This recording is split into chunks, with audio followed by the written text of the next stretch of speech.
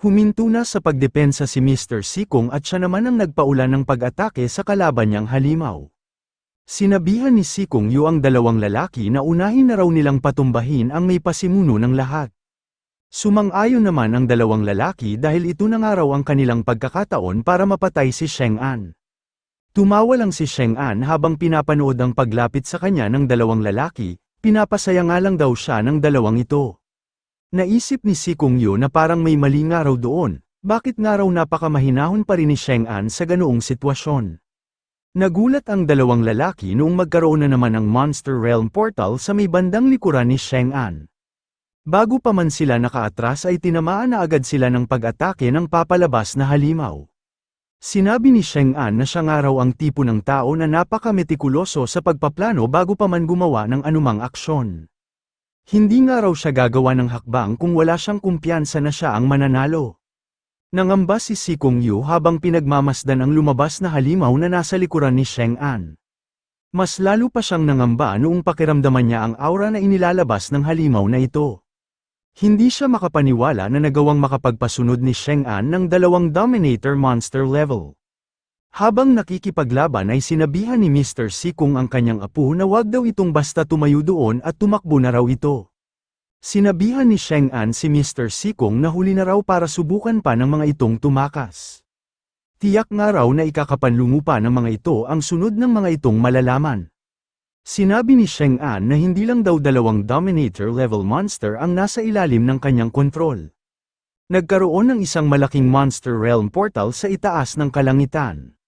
Hindi makapaniwala ang mga miyembro ng War Gods Council ng Imperial Capital na tatlo pala ang Dominator-level monster na nasa ilalim ng kontrol ni Sheng An.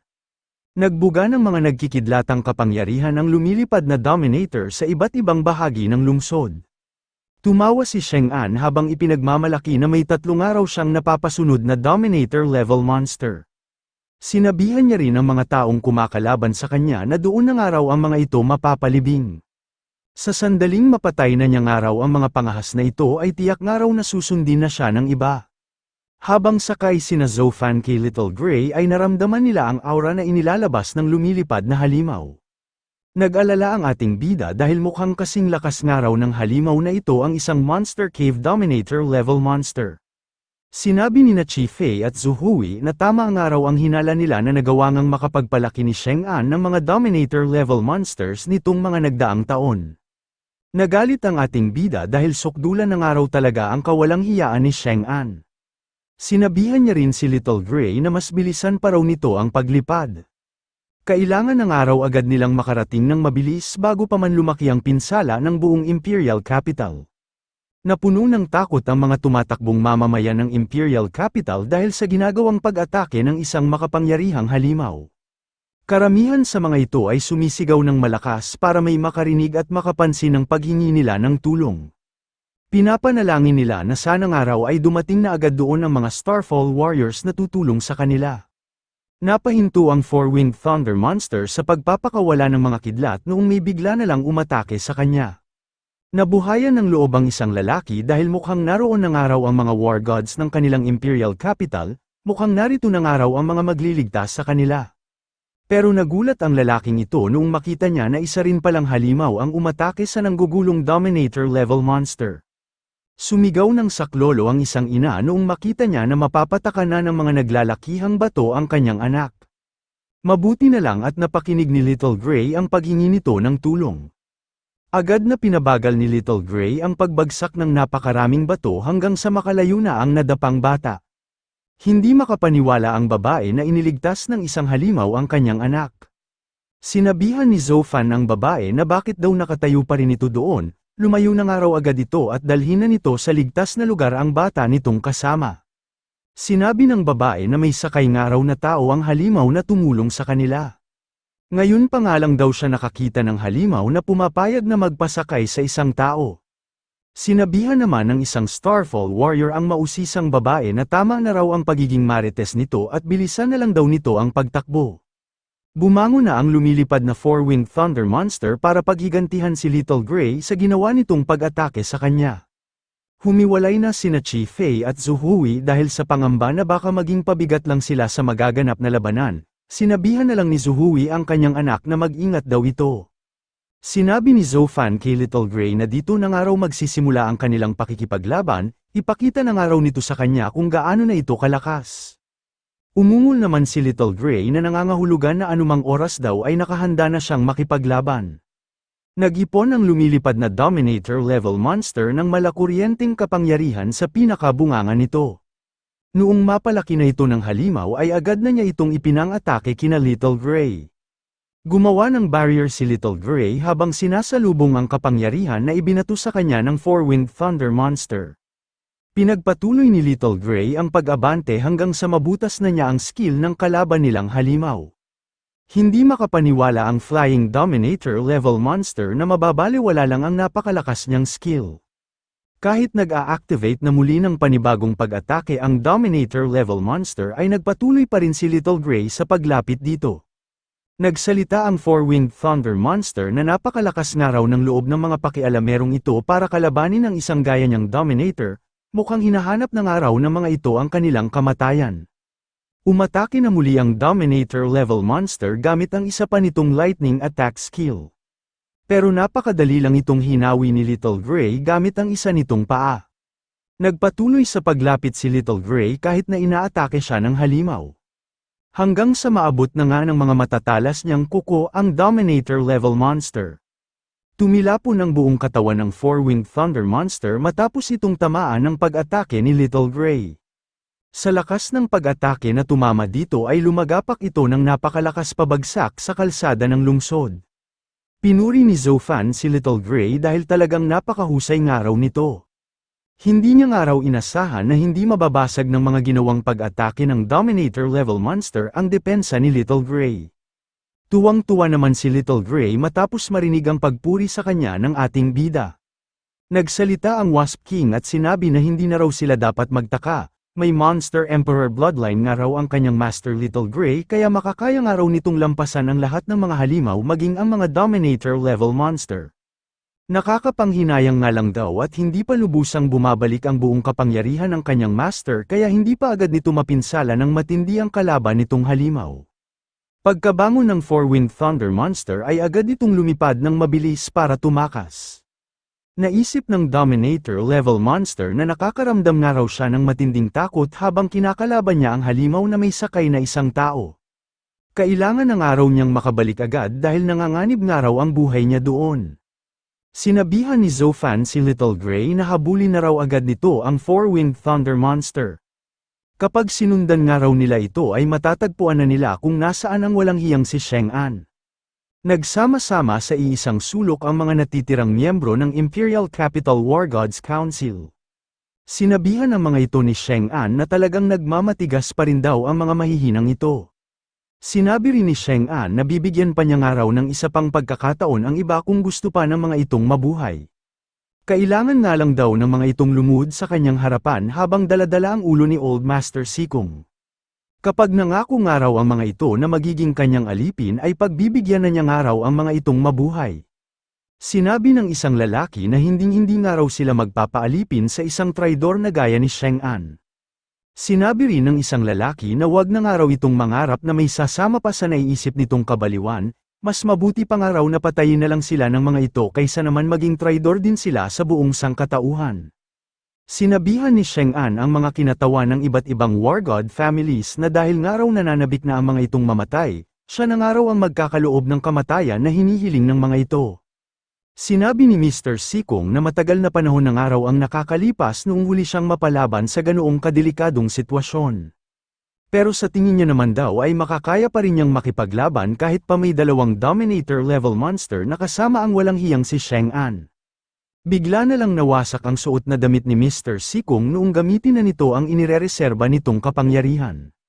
Nag-aalala si Sikong Yu sa magiging kalagayan ng kanyang lolo. Delikado na nga raw para sa edad nito na gamitin pa ang mga secret techniques ng kanilang angkan. Sumugod ng magkasabay ang dalawang Dominator-level monster pero hindi ito inurungan ng Old Master ng Sikong family. Naisip ni Mr. Sikong na talagang nakakakilabot nga raw ang aura ng dalawang Dominator-level monster na papasugod sa kanya. Hindi niya nga raw inasahan na malalagay siya sa sitwasyon na kakailanganin niyang makipaglaban sa dalawang napakalakas na halimaw. Mukhang kailangan ng araw niyang ilagay sa matinding panganib ang kanyang buhay kung gusto niyang malampasan nila ang sitwasyon nilang ito. Tumalon si Mr. Sikong para iwasan ang pag-atake ng isang halimaw. Sa pag-iwas niyang yun ay agad niya ring napansin na aatakihin na siya sa likuran ng isa pang Dominator-level monster. Ginamit ni Mr. Sikong ang magkabila niyang braso para sanggahin ang magkasabay na pag-atake ng dalawang halimaw. Sinabi ni Sheng An na nakakamangha nga raw si Mr. Sikong dahil nagagawa nitong makipaglaban at makadepensa sa pag-atake ng dalawang Dominator-level monster, pero hanggang dito na nga lang daw ang limitasyon ng kapangyarihan ng matandang ito. Shout out sa lahat ng patuloy na sumusuporta sa ating channel na Otakong Pinoy Recap. Maraming salamat po. Inutusan na ni Sheng An ang dalawang Dominator-level monster na patayin na raw ng mga ito ang Old Master ng Sikong family at nang makuha na niya ang pugot nitong ulo. Gagamitin niya nga raw ang ulo ng Advanced War God na ito para gulatin ang buong bansa ng Xena. Nagtaka si Sheng An noong matanaw nito na papalapit na sa kanya ang Four-Winged Thunder Monster. Bakit nga raw ito nagpunta doon gayong inutusan niya ito na atakihin at guluhin ang ibang bahagi ng Imperial Capital?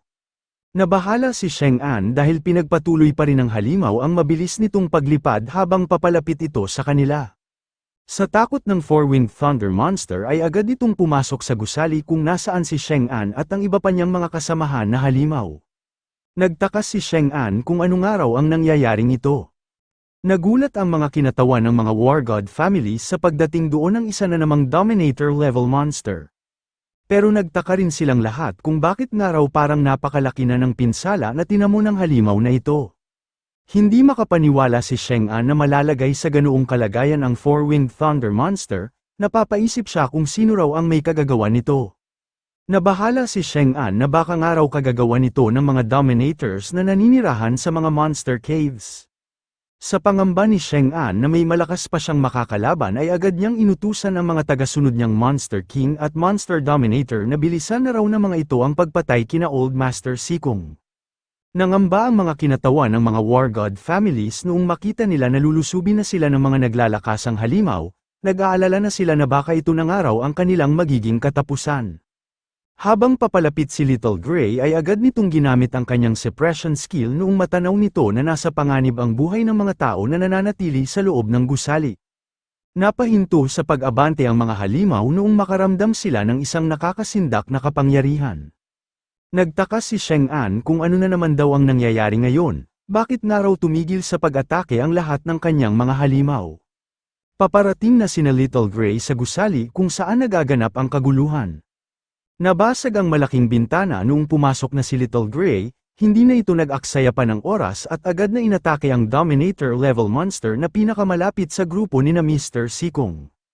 Namangha ang mga kinatawan ng mga War God families sa lakas na ipinakita ni Little Gray, nagawa nga raw nitong patumbahin ang makapangyarihang Dominator-level monster gamit lamang ang isang pag-atake. Nagtataka naman si Sikong Yu kung sino raw ang tao na sakay sa halimaw na nagligtas sa kanila. Hanggang sa nagulat siya noong mapagtanto niya na si Zofan daw pala ang sakay nito. Nagtaka ang isang lalaki kung sino raw ang ating bida, mukhang napakabata pa nga raw nito. Nagtataka rin ang isang lalaki kung sino nga raw itong Zofan na kilala ni Sikong Yu, kailan pa nga raw nagkaroon ng ganoong kabatang war god ang kanilang bansang Xena.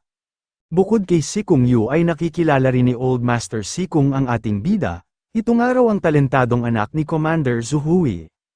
Gulat na gulat si Sheng An habang iniisip na bakit nga raw hanggang ngayon ay buhay pa rin ang ating bida. Hindi ba raw dapat patay na ito dahil nabalitaan nga raw niya na nagpunta ito sa Eastern Sea Monster Cave. Sinabihan ni Zofan si Sheng An na mukhang malaki nga raw ang pagkadismaya nito noong malaman nito na buhay pa siya. Doon na rin binanggit ng ating bida na gusto na nga raw niyang magkaroon ng katarungan ang mga kasalanan na ginawa ni Sheng An sa kanya at sa kanyang mga magulang. Sinabi ni Sheng An na mukhang alam na nga raw ni Zofan kung ano ang mga totoong nangyari noon. Inamin na ni Sheng An na siya nga raw ang nag-frame up kay Zuhui para makulong ito at siya rin daw ang may kagagawan kung bakit naganap ang Eastern Sea Monster Swarm. Sinabi rin ni Sheng An na siya nga rin daw ang responsable sa pagkamatay ng ina ng ating bida. Pinatay niya nga raw ang sarili niyang kapatid dahil sa ayaw nitong ibigay sa kanya ang resulta ng ginawa nitong pagsasaliksik na siyang kakailanganin niya para sa kanyang mga pinaplano. Binanggit din ni Sheng An na hindi niya nga raw tinatanggap si Zhou Fan sa loob ng kanilang pamilya. Kaya nga raw agad niyang inalis ang taglay nitong lakas noong malaman niya na nagtataglay ito ng natatanging talento. Nagulat si Si Kung Yu sa lahat ng mga kasalanan na inilahad ni Sheng An. Hindi niya nga raw inasahan na si Sheng An pala ang may kagagawan kung bakit naganap ang Eastern Sea Monster Swarm na siyang kumitil sa napakaraming buhay. Nanlumo ang mga kinatawan ng mga War God families noong malaman na nila ang katotohanan. Ang ilan nga raw sa kanila ay bumoto rin na makulong si Zhou Hui noong mga panahon na hinuhusgahan ito. Hindi nga raw nila akalain na isa pala talagang bayani ang tao na kanilang inakusahan. Nagsalita si Sheng An at sinabi na ano naman daw kung aminin niya ang kanyang mga pagkakasala at malaman na ng mga ito ngayon ang buong katotohanan. May kontrol na nga raw siya ngayon sa kapangyarihan na kayang umasak sa puwersa ng buong mundo. Ano pa nga raw ang magagawa ng mga ito sa isang makapangyarihang tao na tulad niya? Naglabas si Sheng An ng isang espesyal na potion na sadya niyang inihanda para sa mga pinalaki niyang halimaw. Agad niya itong pinainom sa sugatang Four-Winged Thunder Monster para magawa na ulit nitong makipaglaban. Noong nakabango na ang tatlong Dominator-level monster ay sinabihan ni Sheng An ang ating bida na may pagkakataon pa nga raw ito kanina para makatakas, pero nagpakatanga nga raw ito at mas pinili pa nitong mamatay. Sinabi rin ni Sheng An na kahit nga raw may taglay si Zhou Fan na napakalakas na kapangyarihan, tingin ba raw nito ay magagawa nitong labanan ng magkakasabay ang tatlong Dominator-level monster.